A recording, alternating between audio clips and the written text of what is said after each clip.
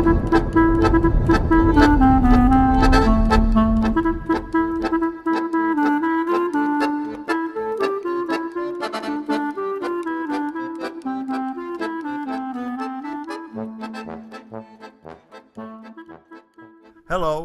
I'm Rabbi Spivak, and welcome to Ask Rabbi Spivak, a program that discusses questions and answers on Jewish law and tradition. Today's question comes from Savannah, Georgia, and it says, Dear Rabbi Spivak, I understand that the way we do marriages today is, under Jewish law is not as the same exactly as in the old days. Could you please explain? Well, you're right.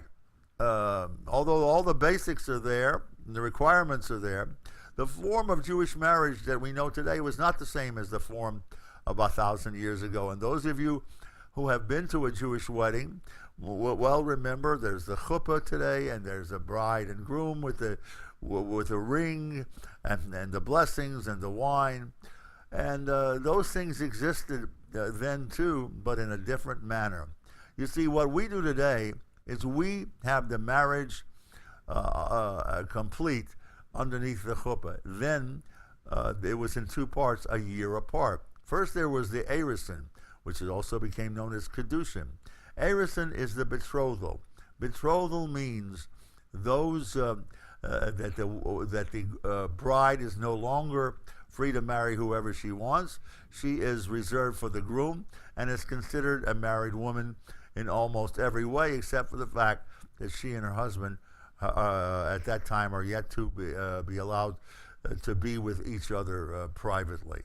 That is Arason, sort of a reservation before the actual consummation of the marriage, which is a year later. And why did they do that? They did that because in those days there were no overnight shipping and no communications. And when a young lady went from the marriage or from her home with her parents to her husband, it took a year sometimes to get all the furniture that had and materials that had to be done from scratch. It took a long time. So they decided to make a year apart from those things. Now, what happened in the time of the Arason? The Arason Kedushin was when the groom gave the bride a ring, and he recited the particular words, and at that time she became his in terms of the future, but not for the moment. And what is going on is a very interesting thing here. Why did they do it that way? Because of preparation and necessity. A year apart was needed. We look at this as strange. Say, what's going on here? But if you lived at that time, you would very well understand it. And why did the rabbis change that and make it all at one time underneath the chuppah, the way we see it?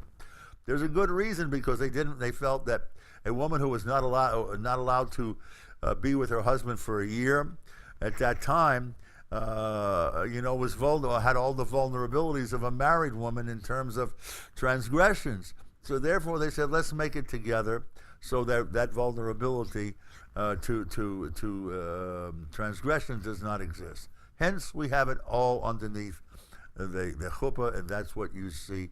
That used to take a year apart. Now, when we look at this, we see the following. Under the chuppah, you will see the groom give the bride a ring and recite the words of marriage, and after that you will hear the reading of the ksuba, the marriage contract.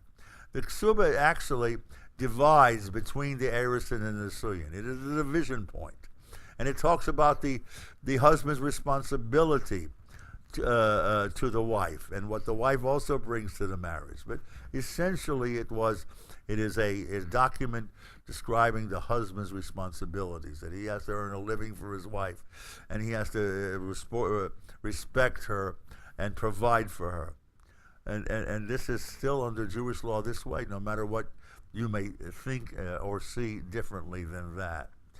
But that is the Jewish law concerning that. Then after the ksuba comes in the suyim. The Nisuyin is the Birchos Nisuyin, the blessings, the Sheva Brachas, underneath the chuppah. These Sheva Brachas, these 7 blessings are said usually by 7 different people, sometimes not necessarily so. Can be one person can say 2 or 3 or whatever the situation requires. But after the blessings, the groom crushes the cup in remembrance of the Churban Beis Hamikdash, the destruction of the temple, and then the bride and groom leave the chuppah.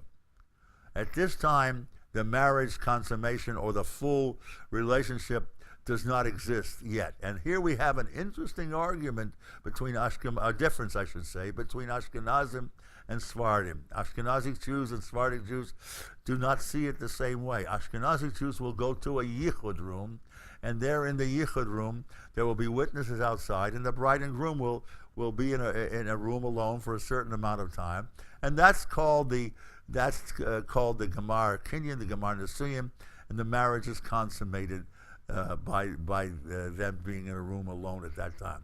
The Sephardim don't do it that way. The Sephardim say as long as they go home and live and stay in a home in a room together, that's the consummation. No need for doing that at the time of the wedding, and no need to doing it with witnesses at that time. That's the difference between Ashkenazic and Sephardic in the wedding that's concerned. There are some interesting things that you should know. Number one, that we don't. There was a time in our history in which the Jewish people, the rabbis, do not permit a man to allow his daughter, underage daughter, to be married off. They didn't allow it. But if you look in those of you who want a source, it's the Tosfos and Kedushin Daf Mem Aleph Amud Aleph, Kedushin 41a, and Tosfos brings that even though the general custom was that a father didn't marry off his daughter under a certain age, if you call it Ketana, under the age under a certain age, but they did allow it in certain times. They did allow it. Why? Because of the fact, and this is a little piece of history, the fact that it was the responsibility of the bride to bring a certain amount of money and support into the wedding. It's called a nadin, a dowry in today's terminology. And so the husband wanted, or the father wanted to make sure that his daughter had a dowry, that she would have something to bring to the marriage that would ensure her getting married. And so the Tosfos lived in 12th century France and Germany area. And you know from history what was going on there. That was the time of the Crusades, the time of the pogroms, where Jews were slaughtered on wholesale. And that's from where we get the Av HaRachamim prayer. And so the sages allowed a father to marry off his daughter, or at least the Arason part, the betrothal, not the consummation.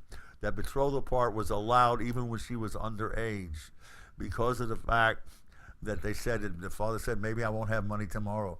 Maybe the pogroms or the crusades will come and kill me, wipe me out, and my daughter will never have a chance to have enough money to bring into a marriage to make the marriage work. So I am at least doing the Arason part. I'm doing the part where she's reserved for her husband. And one last thing you should know about what we said about this. If those of you who have been to 47th Street in Manhattan, or see in general, will notice that there are a lot of Jews in the diamond business.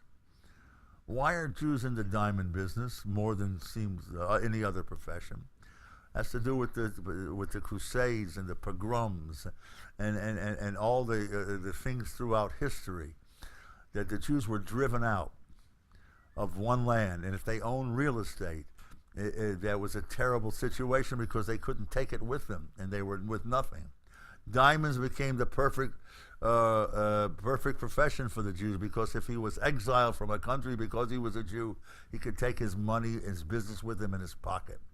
Terrible way to get into a profession, but a necessary way for survival. So we hope you've had a little insight into Jewish weddings then and now. Of course, you should learn on your own, and really you'll expand your knowledge far more than what you hear here, but we're glad to give you a little of it. And so Rabbi Yaakov Spivak saying, until we meet again, Seid gesund, lehitraod, Shalom al Yisrael, and most of all, my friend, Chazak.